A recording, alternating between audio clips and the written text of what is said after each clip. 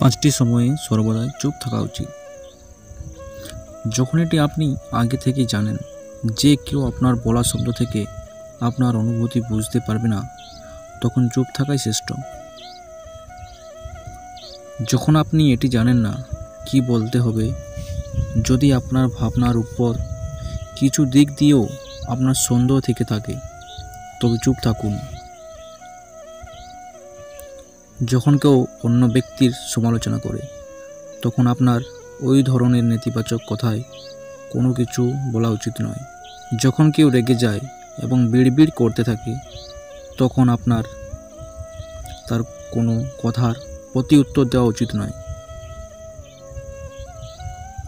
যখন কেউ আবেগের সঙ্গে তার জীবনের কিছু কথা আপনার কাছে প্রকাশ করে, তখন আপনার চুপ থাকা প্রয়োজন।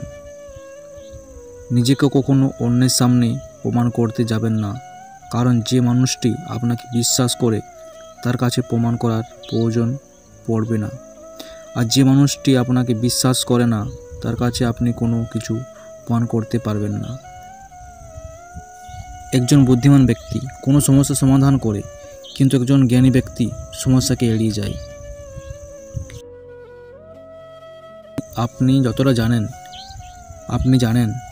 আপনি যতটাও জানেন না। এখানে কোনো দুরারোগ্য রোগ নেই, শুধুমাত্র ইচ্ছা শক্তির অভাব। এখানে কোনো ভেষজ নেই, শুধুমাত্র জ্ঞানের অভাব।